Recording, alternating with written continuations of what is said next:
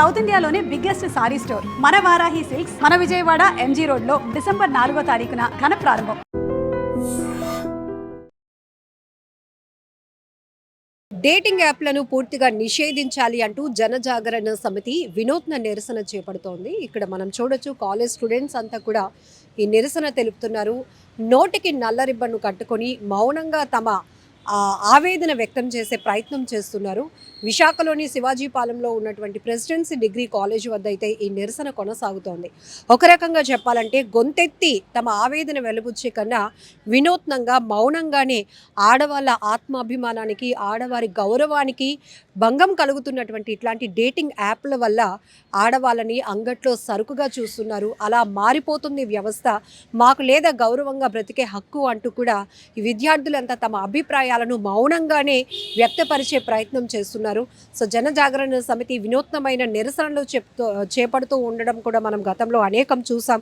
ఎక్కడైనా విద్యార్థులకు ఇబ్బంది కలిగినా అక్కడ తన గళాన్ని విప్పుతోంది. అలానే విద్యార్థుల్లో సొసైటీలో ఒక గొప్ప అవేర్నెస్ తీసుకురావడానికి కూడా ఇలాంటి సోషల్ యాక్టివిటీ కార్యక్రమాలు ఎన్నో జనజాగరణ సమితి చేపడుతోంది. సో కాలేజ్ విద్యార్థినులు ఇక్కడ ఉన్నారు. వాళ్ళు నోటికి నల్ల రిబ్బన్లు కట్టుకొని మౌనంగా తమ కళ్ళల్లో తమ గుండెల్లో ఉన్నటువంటి ఆవేదన వ్యక్తం చేసే ప్రయత్నం చేస్తున్నారు. అయితే వారు ఏమనుకుంటున్నారో ఒకసారి మాట్లాడించుదాం ఒక్కసారి మా కోసం. ఎందుకంటే ఖచ్చితంగా మీరు ఏం చెప్పాలి అనుకుంటున్నారో సొసైటీకి తెలియాలి అంటే ఇప్పుడు మీరు గొంతిప్పాలి మీడియా ముందు. సో ఏం చెప్పాలి అనుకుంటున్నారు? ఎందుకు ఈ డేటింగ్ యాప్స్, ఫ్రెండ్స్ యాప్స్, రకరకాల వెస్ట్రన్ కల్చర్ అనేది పెరిగిపోతూ ఉంది. సో ఇప్పుడు ఇంట్లో కూడా మనల్ని నమ్మే పరిస్థితి లేనంతగా పరిస్థితులు దిగజారిపోతున్నటువంటి సిచ్యువేషన్లో ఏం చెప్పాలి అనుకుంటున్నారు? నేను చెప్పాలనుకునేది అయితే ఇక్కడ ఈ కల్చర్ బట్టి యాప్స్ అనేవి ఇక్కడ మనకనేది తెలియదు. ఇప్పుడు వచ్చిన యాప్స్ వల్ల ఎవరికి యూజ్ అనేది ఉండదు. యూజ్ అనేది ఇప్పుడు ఒక పర్సన్ అనే బ్యాడ్గా యూజ్ చేస్తే ఇంకా అనదర్ పర్సన్స్ కూడా అలాగే బ్యాడ్గా యూజ్ చేయడం అని జరుగుతుంది. అసలు మనకి యాప్స్ తెలీదు ఎవరి ద్వారా ఆన్ అవుతాయి. అసలు ఈ యాప్స్ రావడం ద్వారాగా కదా మనము ఏదైనా యూజ్ అనేది చేస్తున్నాం మేడం. అందుకే మేడం ఇప్పుడు ఒక యాప్స్ అనేవి మనకి యూజ్ అయిన యాప్స్ అయితే అప్పుడు అన్నీ బాగానే ఉంటాయి. కాకపోతే ఇప్పుడు మనకి ఏమి యూజ్ చేయలేని యాప్స్ అన్నీ వచ్చి కొత్తగా వచ్చి స్టూడెంట్స్ అనే వాళ్ళందరూ ఒకలాగా ఉండరు. ఇప్పుడు స్టూడెంట్స్కి తెలియని కూడా బయట నుంచి యాప్స్ అయితే తేడం అది కూడా చాలా రాంగ్ కదా మేడం. యాప్స్ అన్నీ ఇప్పుడు అనాగరికత ఆడపిల్ల అని తెలిస్తే బ్రతకకూడదు, వాళ్ళని మనం చూడలేము, వాళ్ళు పోషించలేము, వాళ్ళు చదివించలేము అనే స్థాయి నుంచి ఇప్పుడు మొత్తం సొసైటీలో విపరీతమైన అవేర్నెస్ పెరిగింది. ప్రతి ఆడపిల్లకి కూడా ఒక హక్కు ఉంది, వాళ్ళని కూడా మగవాళ్ళతో పాటు చదివించాలి అనేటటువంటి స్థాయికి మనం ఎదిగినప్పుడు ఇప్పుడు ఇలాంటి రకాల యాప్స్ కానీ ఈ కల్చర్ పెరుగుతోంది. సో ఈ నేపథ్యంలోనే అంటే ఒక ఆడపిల్లని ప్రొటెక్ట్ చేసుకోవడం కూడా పెద్ద టాస్క్ అయిపోయినటువంటి పరిస్థితి ఉంది. సో ఏం చెప్పాలి అనుకుంటున్నారు? వీటిపైన గవర్నమెంట్ కానీ ఇట్లాంటివి కంట్రోల్ చేస్తూ ఎలాంటి యాక్షన్ తీసుకోవాలనుకుంటున్నారు?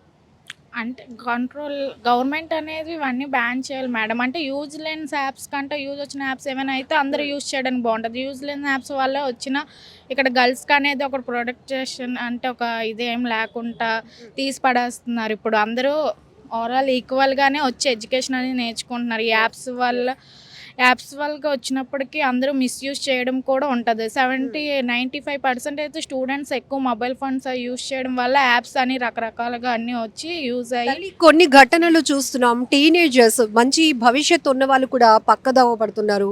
టీచర్స్ అంటే రెస్పెక్ట్ లేదు, తోటి పిల్లల్ని పైన ఒక గౌరవం కానీ స్నేహభావం కూడా లేకుండా విచ్చలవిడితనం పెరుగుతోంది. డ్రగ్స్కి అడిక్ట్ అవుతున్నారు, గాంజా ఇట్లాంటివి చాలా చూస్తున్నాం కదా. అందులోనూ మళ్ళీ డేటింగ్ యాప్స్ కానీ ఫ్రెండ్స్ యాప్స్ అని ఇట్లా అంటున్నారు. ఏం చెప్పాలి అనుకుంటున్నారు? ఈ డేటింగ్ యాప్స్, ఫ్రెండ్స్ యాప్స్ అయితే మనకు అసలు ఏం యూజ్ లేవు. దీనివల్ల మనకి ఎప్పుడు నష్టమే జరుగుతుంది కానీ దీనివల్ల అయితే మనకు ఎలాంటి మంచి లేదు. ఎందుకంటే ఇలాంటి డేటింగ్ యాప్స్లో చాలామంది డేటింగ్ యాప్స్ చూసి అంటే ఒకరు ఏదో చేస్తున్నారని చెప్పి ఉన్నవాళ్ళు కూడా అదే చూసి మేము కూడా ఇలా చేస్తే బాగుంటుందేమని చెప్పి ఇలాంటి బ్యాడ్ హ్యాబిట్స్కి చాలామంది కనెక్ట్ అవుతున్నారు. ఇదైతే చాలా తప్పు. ఎందుకంటే ఇలాంటి యాప్స్ అన్నీ మనకు అసలు యూజే లేదు. ఇప్పుడు మన కల్చర్ని అదర్ కంట్రీస్ చాలా ఇష్టం, చాలా రెస్పెక్ట్ ఇస్తున్నాయి చాలా. కానీ అదే అక్కడున్న కల్చరే మనం ఇక్కడ కూడా తెచ్చుకొని చేస్తే ఇంకా మన కల్చర్కి ఏం వాల్యూ ఇస్తారు వాళ్ళైనా సరే. ఇప్పుడు అలాంటి అంటే మన కల్చర్ చాలా వాల్యూ ఉంటుంది అదర్ కంట్రీస్లో. ఇండియా ఈజ్ చాలా బెస్ట్ కంట్రీ, చాలా చాలా మంచి కల్చర్ ఉంటుంది. మన సారీ కట్టుకున్న అదర్ కంట్రీస్లో కూడా అమ్మాయిలు కూడా వాళ్ళు ఫారినర్స్ అయినా సరే మనం ఫాలో అవుతున్నారు. ఇప్పుడు వాళ్ళ నుంచి మనం మంచి నేర్చుకోవాలి కానీ ఇలాంటి చెడు నేర్చుకోకూడదు కదా. సో ఇలాంటి డేటింగ్ యాప్స్ అనేవి గవర్నమెంట్ చాలా కఠినంగా శిక్షించాలని, అసలు ఇలాంటివి ఎవరైతే యూస్ చేస్తున్నారో, అసలు దీన్ని ఎవరైతే క్రియేట్ చేశారో వాళ్ళ మీద కూడా యాక్షన్ తీసుకోవాలి గవర్నమెంట్. ఎందుకంటే క్రియేట్ చేసిన వాళ్ళ మీద యాక్షన్ తీసుకుంటారు కదా, నెక్స్ట్ పర్సన్ ఇలాంటి యాప్స్ అనేవి క్రియేట్ చేసి అలాంటి చేయడం వల్లే కదా ఇప్పుడు అది క్రియేట్ చేయడం వల్లే ఇప్పుడు అనదర్ పర్సన్స్ ఈ యాప్స్ చూసి ఇవి డౌన్లోడ్ చేసుకొని ఇలాంటి డేటింగ్ యాప్స్ అన్ని యూస్ చేయడం జరుగుతుంది. సో మెయిన్ ఏంటంటే ఇవి క్రియేట్ చేసిన వాళ్ళే మనం ఫస్ట్. సో ఇట్లాంటి యాప్స్ కి ముందు పర్మిషన్ ఇవ్వటం వల్ల ఎడిక్ట్ అయ్యే వాళ్ళు పెరుగుతున్నారు, తప్పుదోవ పడుతున్నారు అంటున్నారు. అవును, అంటే ఫస్ట్ ఇలాంటి యాప్స్కి పర్మిషన్ ఇవ్వకూడదు. ఎందుకంటే ఇది మన కల్చరే కాదు, ఇది అదర్ కంట్రీస్లో ఉండే కల్చర్ ఇది.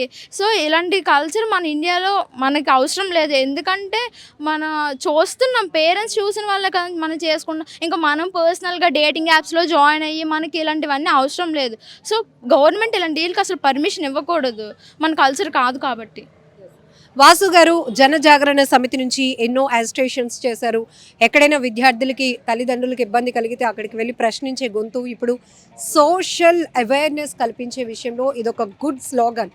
ఎందుకంటే డేటింగ్ యాప్స్ అనేది అసలు అనవసరమైనటువంటి కల్చర్ ఇది. సో దీనిపైన విద్యార్థులతో కలిసి మీరు నిరసన చేస్తున్నారు, ఏం చెప్తారు? ఈ మధ్య బెట్టింగ్ యాప్స్ని ఎలా ప్రమోట్ చేశారో డేటింగ్ యాప్స్ను కూడా పెద్ద ఎత్తున ప్రమోషన్ చేస్తున్నారు. అది క్రైము.